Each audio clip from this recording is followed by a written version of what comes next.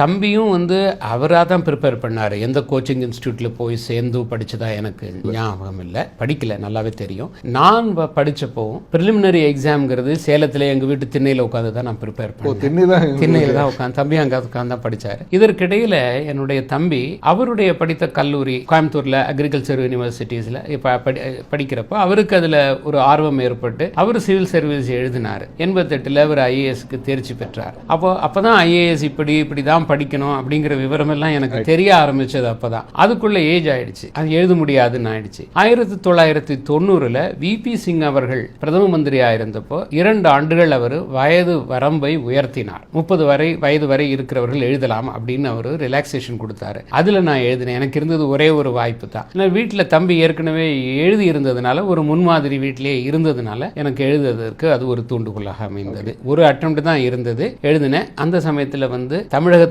முதலாகவும் all India லெவலில் 24ஆவதும் நான் தேர்ச்சி பெற்றேன். அதில் ஒவ்வொரு மாநிலத்திலும் முதலாவதாக தேர்ச்சி பெறுகிறவர்கள் அந்த மாநிலத்திலிருந்து அவர்களுக்கு அந்த ஹோம் கேடர் கொடுத்துருவாங்க. நான் தமிழ்நாட்டிலிருந்து முதலாவதாக தேர்ச்சி பெற்றதுனால எனக்கு ஹோம் கேடர் தமிழ்நாடு கிடைத்திருக்க வேண்டும். ஆனால் கிடைக்கல. ஏன் கிடைக்கல எனக்கு தெரியல. பின்னால் நான் அந்த காரணத்தை வந்து நான் தேடி பார்த்த பொழுது, நாங்கள் மெயின்ஸ் தேர்வு எழுதுறப்ப ஒரு ஃபார்ம் ஒன்று ஃபில்அப் பண்ணணும். அதில் ஒரு கேள்வி இருக்கு, உங்களுக்கு ஐஏஎஸ் அல்லது ஐபிஎஸ் கிடைத்தால் ஹோம் கேடர் நீங்க ப்ரிஃபர் பண்றீங்களா? ஆமாம் இல்லைன்னு அதை டிக் பண்ணணும். அதை நான் டிக்கே பண்ணாம விட்டுட்டேன். ஆமாம்னு எழுதல, நான் இல்லைன்னு எழுதல. ஏன்னா அந்த மெயின் தேர்வு எழுதுறப்ப நம்ம ஐஏஎஸ் போவோம், ஹோம் கேடர் வரணுமா வேணாமா அந்த சிந்தனை, அந்த விவரங்கள் எல்லாம் தெரியல. அதை அப்படியே கொடுத்துட்டேன். கேடர் அலாட் பண்ணும்போது எனக்கு குஜராத் வந்துடுச்சு. அப்புறம் போய் தேடி பார்த்த போது அவங்க என்ன சொன்னாங்கன்னாக்க, நீங்க உங்களுடைய எக்ஸசைஸ் பண்ணவே இல்லை, ஆப்ஷனே நீங்க வந்து எக்ஸசைஸ் பண்ணல, அதனால உங்களுக்கு நாங்க கொடுக்கல, ரோஸ்டர்ல எது வந்ததோ அதை கொடுத்துட்டோம் அப்படின்னாங்க. நான் கேட்டேன், நான் இல்லைன்னு ஆமான்னு சொல்லலைங்கிறதுனால எனக்கு கொடுக்கல, நான் இல்லைன்னு சொல்லல. இல்லை, எனக்கு நேச்சுரலாக வரும்போது சப்போஸிங் நான் முதலாவதோ வரல, 5ஆவதோ வந்திருக்கேன், ஆமான்னு போட்டிருந்தா நீங்கள் கொடுத்துருக்க மாட்டீங்க இல்லையா அப்படின்னு கேட்டு பார்த்தேன். லாஜிக்காக தான் இருக்கு. அது வந்து அது கொடுக்கல. பின்னால் நான் அட்மினிஸ்ட்ரேட்டிவ் ட்ரிபியூனலில் நான் வந்து வழக்கு தாக்கல் பண்ணுறதுக்காக முயற்சி பண்ணேன். நான் ஹோம் கேடர் போகணும் அப்படின்னு. ஏன்னா 86ஆவது வருடம் கேரளாவை சேர்ந்த ஒருவர், அப்படி அவருக்கு ஒரிசா கேடர் கிடைச்சிது. அவர் அட்மினிஸ்ட்ரேட்டிவ் ட்ரிபியூனலில் போய் அவர் வழக்கு தாக்கல் செஞ்சு அவர் பேரண்ட் கேடருக்கு போயிட்டார். அந்த மாதிரி தாக்கல் செய்யலாமான்னு யோசித்து கொண்டிருந்தேன்.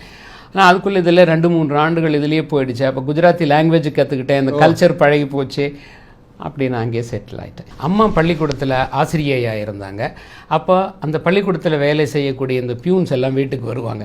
இந்த பேப்பர் கட்டை கொண்டு வந்து கொடுக்கவோ, அந்த நோட் புக்ஸை வாங்கிட்டு போகிறது, ஏதோ ஒரு வேலையாக வருவாங்க. இப்போ வரும்போது அப்பா அவங்கள உட்கார வச்சு அவங்ககிட்ட பேசுவார், அவங்களுக்கு டீ கொடுப்பார், காஃபி கொடுப்பார். அப்போ அம்மாகிட்ட சொல்லுவார், உனக்கு தான் அவர் பியூன் ஸ்கூலில், எனக்கு அவர் பியூன் கிடையாது, எனக்கு அவர் மனிதர் தான் அப்படின்னு சொல்லுவார். இன்றைக்கு கூட நாங்கள் வீட்டுக்கு போனால், நான் அதிகாரியாக ஒர்க் பண்ணிட்டு இருந்தப்போ வீட்டுக்கு போனால் கூட அந்த கார்பரேஷனில் வேலை செய்கிறவங்க, அங்கே இருக்கக்கூடிய மனிதர்கள்லாம் வந்தால் அவர் எழுந்து போய் டீ போட்டுட்டு வந்து கொடுக்கறதுக்கு போவார். அவர் நம்ம போய் போட்டுட்டு வந்து கொடுக்கறது நல்லா இருக்கு, அதில் நான் எழுந்து போட்டுட்டு வந்து கொடுப்பேன். அப்படி தான் எங்களை வளர்த்தார். ஆமாம், அப்படி தான் எங்களை வளர்த்தாரு.